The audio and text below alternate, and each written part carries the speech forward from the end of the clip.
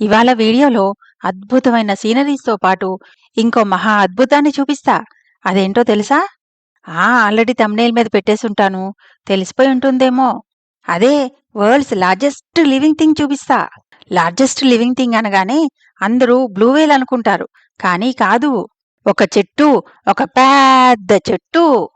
ఎంత పెద్దదంటే ఆ ఒక్క చెట్టు 7 బ్లూ వేల్స్‌కి సమానం.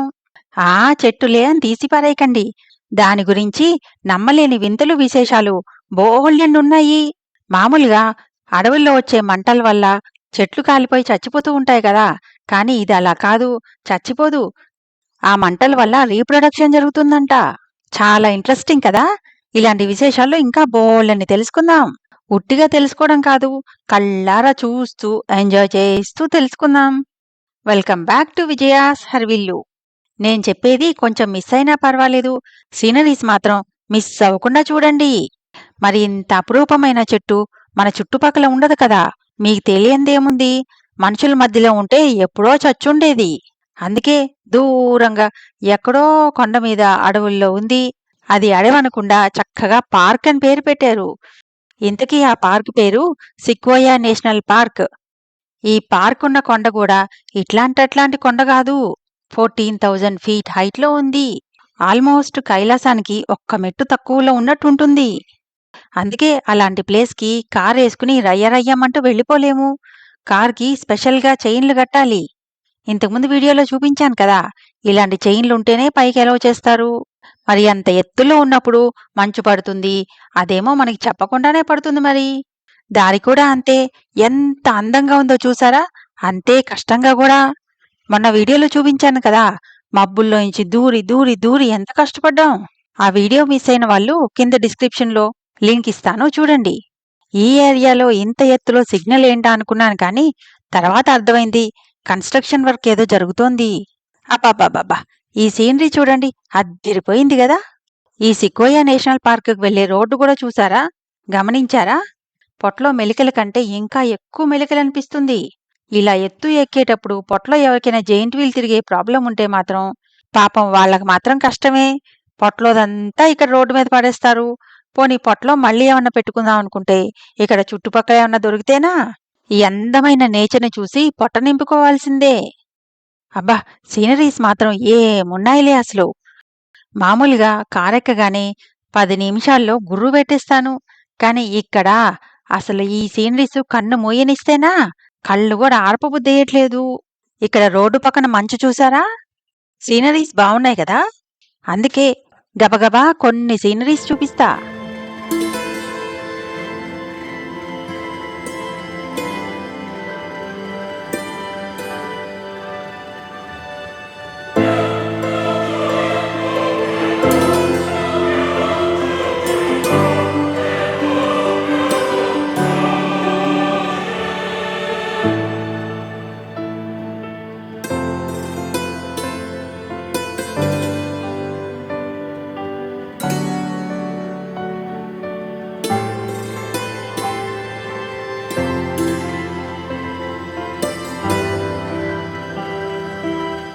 ఇదిగో ఈ సిక్వోయా చెట్లు కనిపించినాయంటే ఇంకొచ్చేసినట్లే. ఇన్ని కార్లు చూస్తేనే అర్థమైపోతుంది కదా! వచ్చేశామని చెప్పక్కర్లేదు. ఇంకా ఇక్కడ్నించి మాత్రం 4 చక్రాల బండి దిగి 2 చక్రాల బండెక్కాలి. అదే మన కాళ్ళకి పని చెప్పాలి.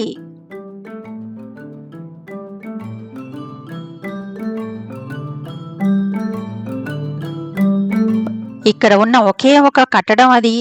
అది కూడా రెస్ట్ రూము. ఇక్కడ కొన్ని చిత్రమైన ఇన్‌స్ట్రక్షన్స్, రూల్స్ ఉన్నాయి. ఎలుగుబంట్లు ఉంటాయంట ఇక్కడ. దాంట్లో వింతేం లేదు కానీ, వింతేంటంటే ఇంత దూరం వచ్చాం కదా! ఏదో ఒకటి తెచ్చుకుంటాం కదా! తినడానికి, తాగడానికి. అవి ఏవి అస్సలు కనిపించకుండా దాచుకోవాలంట. లేకపోతే అంటే ఏమాత్రం కనిపించినా ఎలుగుబంట్లొచ్చి అద్దాలు పగలగొట్టి మరీ తీసుకెళ్ళిపోతాయంట. పొగలు చూసారా ఎలా వస్తున్నాయో? ఎండకి కొంచెం భూమి వేడెక్కి మంచు కరిగి అలాగా పొగలొస్తున్నాయనిపించింది. ఇలాగ కొంచెం రోడ్డు, కొంచెం మెట్లు, ఇలాగ ట్రైల్స్‌లోనే నడవాలి. ఈ ట్రైల్స్ దాటి చుట్టుపక్కల నడిచి తిక్కవేషాలెయ్యొద్దని బోర్డు పెట్టారు. ఈ సీజన్‌లో అంటే పర్వాలేదు కానీ, మంచు సీజన్‌లో అయితే మంచు ఏమాత్రం ఉన్నా జుర్రుమన్న జారుడు బండే కదా! చూసారా ఎంత స్లోపుందో? ఇక్కడ చెట్లు సైజ్ చూసారా ఎంతున్నాయో? ఇక్కడే ఇలా ఉంటే ఇంకా మెయిన్ చెట్టు దగ్గర ఎంతుంటుందో చూడండి. అమ్మ బాబోయ్! ఎంత పొడుగున్నాయో! అసలింత తల పైకెత్తి చూడ్డం గూడా కష్టంగానే ఉంది. ఇంత పెద్ద పెద్ద చెట్లు వల్ల ఎండ పడట్లేదు. ఎండ పడగానే ఇలా మొహం పెట్టేయడం. చలేమైనా మామూలుగా ఉందా? చేతులు చూడండి. ఇలా అన్నామంటే చాలు స్కిన్ అంతా పగిలిపోతోంది. ఇలా ఉంటుందని ముందే మాయిశ్చరైజర్ బాగా దట్టించొచ్చినా గూడా అది ఏం పనిచేయట్లేదు ఈ చలికి. మా వాళ్ళైతే హాయిగా గ్లౌస్‌లో చేతులు దూర్చేసి మరి బయటికి తీలే. నాకైతే ఈ వీడియోలు తీయడానికోసం తప్పలేదు. ఆ గ్లౌస్ తీయకుండానే వీడియోలు తీయొచ్చు కానీ, నాకలవాట్లేక ప్లస్ నడుస్తూ నడుస్తూ తీయాలంటే కొంచెం కష్టంగా అనిపించింది. అందుకే గ్లౌస్ తీసేదాన్ని. చూస్తున్నారా? ఎక్కడ చూసినా పొగలు పొగలే. భలే విచిత్రంగా ఉంది గదా చూడ్డానికి. కండెన్సేషన్ ప్రాసెస్ వల్ల అలా పొగలొస్తుంది. ఇక్కడేమో మంచు ఇంకా కరగలేదు. ఇక్కడ దారి చూసారా ఎలాగుందో? మంచు కరిగిపోయి బురద బురద అయిపోయి చాలా స్లిప్పరీగా ఉంది. ఇక్కడ ఎలా ఉందో చూపించాలి అనుకున్నప్పుడు మాత్రం చేతులకున్న గ్లౌస్ తీయడం, గబగబా వీడియో తీయడం, మళ్ళీ గబగబా గ్లౌస్ వేసేసుకోవడం. అలా ఎలాగోలా మేనేజ్ చేసేశాను. కొన్నిసార్లయితే మరి చేతులు పనిచేసేలా లేవని కొన్ని సీన్స్ అయితే మరి మిస్ అయిపోయాను. కార్ పార్కింగ్ నుంచి ఒక్క కిలోమీటర్ నడిస్తే చాలన్నారు. కానీ ఎక్కడా నడిచి నడిచి నడిచి ఎంత నడిచినా డిస్టెన్సు తరగట్లేదనిపించింది. ఈ ఎత్తు పల్లాలు, ఈ మెట్లు, ఈ మంచు, బురద, ఓ పక్కన చలి దీనివల్ల దూరం తరగట్లేదు. ఇదిగో ఇక్కడ బోర్డుంది. హమ్మయ్య వచ్చేశావేమో అనుకుంటే కరెక్ట్‌గా సగం దూరం నడిచామంట ఇప్పటికి. దేవుడా! మధ్య మధ్యలో ఇలా కూర్చోడానికి బెంచీలున్నాయి కానీ, మేమైతే ఎక్కడా ఆగలేదు. ఎందుకంటే ఇక్కడ చూడ్డానికి చాలా ప్లేసులున్నాయి. అండ్ అన్నీ ఇలా నడిచి నడిచే వెళ్ళాలి. మరి టైం సరిపోదు గదా! చూసారా ఎంతెంత లావున్నాయో ఈ చెట్లు? ఈ చెట్టు తొర్ర చూడండి. ఇది చూడండి ఎలా ఉందో విచిత్రంగా. ఇది సికోయా నేషనల్ పార్క్ అని అంటారని చెప్పాను కదా! దానిలో కూడా మనం ఇప్పుడు నడుస్తున్న దాని పేరు జెయింట్ ఫారెస్ట్ అంటారు. ఎందుకంటే మరి చూసారా ఎంత పెద్ద పెద్ద చెట్లుంటున్నాయో? ఇలా ఇంకా పెద్ద పెద్ద చెట్లు చాలా ఉన్నాయి. అందుకనే ఆ పేరు పెట్టారు. నా వెనక ఒక పడిపోయిన చెట్టు కనిపిస్తుంది కదా! అది చెట్టు క్రాస్ సెక్షను. అదెప్పుడో 1950లో పడిపోయిందంట. ఈ చెట్టు గురించి తెలుసుకోవడాని కోసం దాని క్రాస్ సెక్షన్ ఇక్కడ కట్ చేసి పెట్టారు. ఈ చెట్టు 2210 ఇయర్స్ బతికిందంట. మామూలుగా చెట్లు పురుగు పడితేనో, లేకపోతే ఫంగస్సో, అడవుల్లో అయితే ఫైర్ యాక్సిడెంట్ల వల్లో ఇలా చచ్చిపోతూ ఉంటాయి కదా! కానీ ఇవలా కాదు. దీని వేర్లయితే ఎక్కువ డీప్ ఉండవంట. అందుకే పైపైన ఉండటం వల్ల ఇది కింద పడ్డం వల్లే చస్తాయంట. దీని బార్క్ చాలా ఫైబరస్‌గా కొంచెం స్పాంజిలాగా ఉంటుందంట. అందుకే మామూలు అడవి మంటలైతే దీన్నేమీ చేయలేవు. అదే బాగా మంటలొచ్చినాయనుకోండి, అప్పుడైతే కొంచెం కాలితే ఆ లోపల ఒక చిన్న మార్క్ మాత్రమే పడుతుంది. అంతేగాని చెట్టునైతే ఏమీ చేయలేమంట. అదిగో క్రాస్ సెక్షన్‌లో అక్కడక్కడ నల్లగా మచ్చలున్నాయి కదా! అదే ఇక్కడ ఉన్న ఎదురంట వల్ల డైరెక్ట్‌గా చూపించలేకపోతున్నాను. అందుకే ఇమేజ్ చూపిస్తున్నాను. ఈ అడవిలో ప్రాబ్లమ్ ఏంటంటే చెట్లు, కొమ్మలు మనకు చెప్పకుండానే మన నెత్తి మీద ఒక్కటెయ్యొచ్చు. అంతే ఒక్క దెబ్బతో కింద భూమాతకి ముద్దిచ్చేస్తాం. ముద్దిచ్చి ఇంక పైకి లేస్తామో లేదో మనకే తెలీదు. మరిక్కడి వరకు వచ్చి ఇలాంటి ముద్దులెందుకు? అందుకే బుద్ధిగా ఏ సౌండొచ్చినా అలర్ట్‌గా ఉండటమే మంచిది.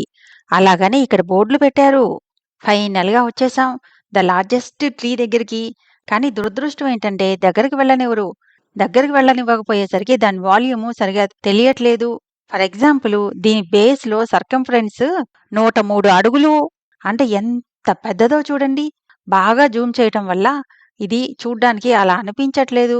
ఈ చెట్టు ముందు మనిషి చూడండి ఎంత చిన్నగా కనిపిస్తున్నారో.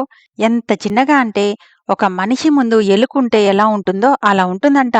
అలా అని ఇక్కడ బోర్డు పెట్టారు. ఇంకో విచిత్రం ఏంటంటే ఈ చెట్టు చిటారు కొమ్మ చచ్చిపోయిందంట. అందుకే ఇది ఇంతకంటే పొడుగవదు. కానీ అడ్డంగా అవుతూ ఉంటుంది.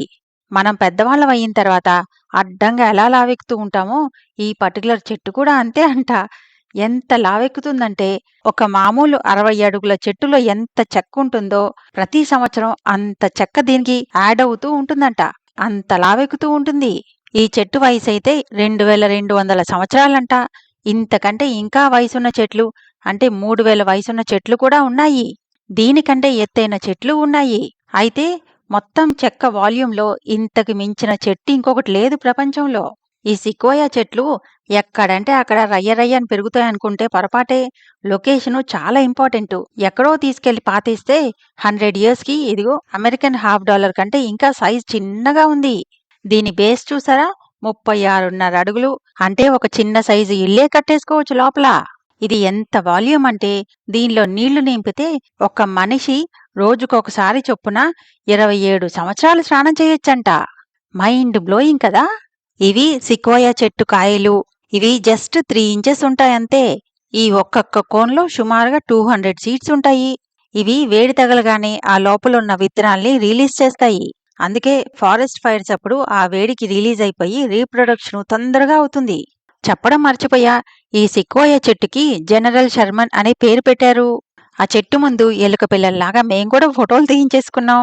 అక్కడ్నించి బయలుదేరి పక్కనే ఉన్న ఇంకొన్ని చెట్ల దగ్గరికొచ్చాం.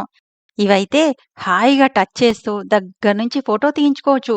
ఈ చెట్టు జనరల్ షర్మన్ చెట్టంత పెద్దది కాకపోయినా ఇక్కడే ఎక్కువ మజా చేశాము. ఇలా దగ్గర్నుంచి ముట్టుకొనిస్తేనే గదా ఫీలొచ్చేది, కిక్కొచ్చేది. కాలిపోయిన చెట్టులో నుంచుని సెల్ఫీ తీసుకున్నా.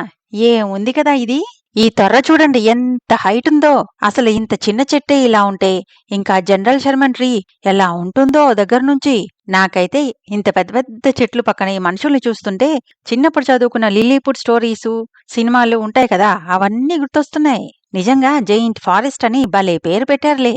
ఏదో ఇలాగా సిల్లీగా ఫన్నీ ఫన్నీ ఫొటోస్ అన్నీ తీసుకుని ఇంక బయలుదేరాం. అమ్మో! దిగడం అంటే ఈజీగా దిగేశాం గాని ఎత్తు చూడండి ఎంత ఎత్తుందో. 62 మీటర్స్ ఎలివేషన్ ఎక్కాలి. అసలు నడవడమే కష్టం అనుకుంటే ఇతనెవరో చూడండి మహానుభావుడు ప్రాం వేసుకుని మరీ నడుస్తున్నారు. చెప్తే నమ్మరు గాని మాకైతే చలిలో కూడా చెమట్లు పట్టేశాయి. నడవటం బాగా కష్టమనిపించింది. అందుకే వెనక్కి నడుస్తున్నప్పుడు అస్సలు వీడియోలే తీయలేదు. యాక్చువల్‌గా అక్కడ బోర్డు గూడా పెట్టారు. దిగటం ఈజీ కానీ వచ్చేటప్పుడు రిటర్న్‌లో చాలా కష్టం. సో, అకార్డింగ్‌లీ మీరు ప్లాన్ చేసుకోండి అని. కొండ స్లోప్ ఒక్కటే కాదు, ఎక్కువ హైట్ అంటే 14,000 ఫీట్ హైట్‌లో ఉన్నాం కదా! ఆ హైట్‌లో ఉన్నప్పుడు నడవటం చాలా కష్టం. ఆక్సిజన్ సరిగా అందదు. అందుకే తొందరగా అలసిపోతాం. అక్కడే ఇంకా డీప్‌గా ఫారెస్ట్‌లోకి వెళ్తే ఇంకా మంచి మంచి సీనరీసు, ఇంకా మంచి మంచి చెట్లు ఉన్నాయి. కానీ ఎందుకులే రిస్క్ అని వెనక్కొచ్చేసాం. మరి ఇప్పుడైతే ఇంకొక అద్భుతమైన లొకేషన్‌కి ప్రయాణం. సీనరీస్ చూస్తున్నారు కదా! అద్దిరిపోయినాయి గదా! మరి ఆ లొకేషన్ అయితే ఇంకా అదిరిపోతుంది. ఈ వీడియోని లైక్ చేసి ఎలా ఉందో మీకేమనిపించిందో కామెంట్ చేయటం మాత్రం మర్చిపోవద్దు. నేనెదురు చూస్తూ ఉంటా మీ కామెంట్స్ కోసం.